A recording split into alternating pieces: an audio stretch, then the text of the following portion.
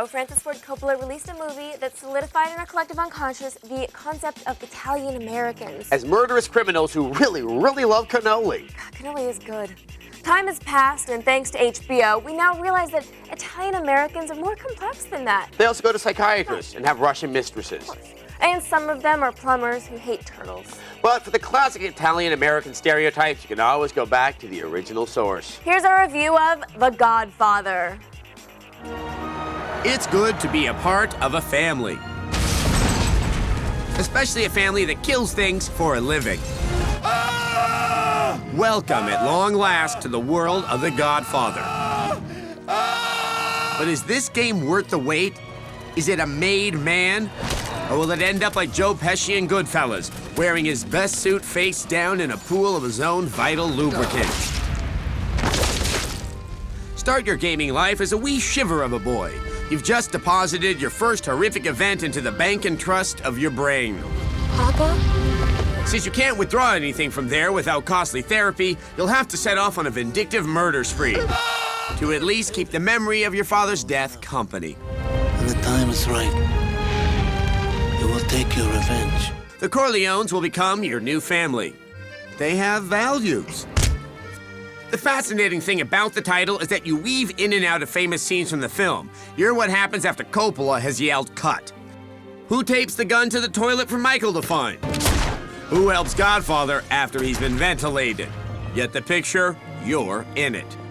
The space between these infamous scenes are thick with opportunities to make your mobster bones. I could put you out of business in a hurry, understand? Rise through the ranks of common thuggery and become an integral element of those crazy cannoli-loving Corleones and their dynasty of death. Believe, if you ever have 100 guys with guns on your side, whatever you do, don't trade them in for some lawyer. True to life, you're a wicked blade in the Italian army knife. You'll set off armed with a fistful of advice supplied to you by some of the film's infamous characters, like old Abe Vigoda. I need one last favor. A hit. What do you say? Along your merry path, you'll put the squeeze on the local American dream for a taste of the action.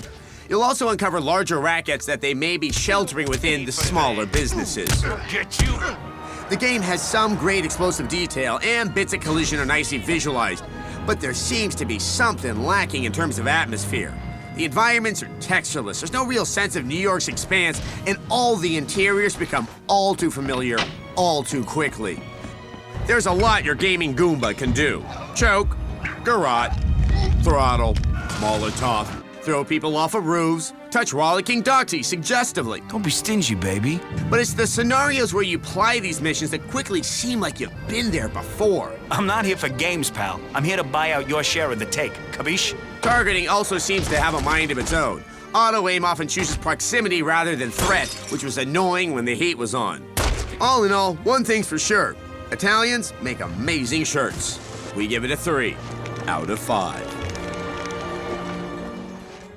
You know, I wish they decided to include Diane Keaton in the game. I'm deeply into her Caucasian whining. It really made the original movie for me.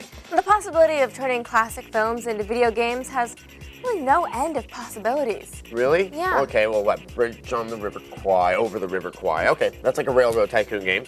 Gone with the Wind, farming/starvation sim. Okay, Dr. Zhivago, real-time strategy, it's the Russian Revolution, but there's all these really good melodramatic minigames and icicles everywhere. Oh, that sounds beautiful.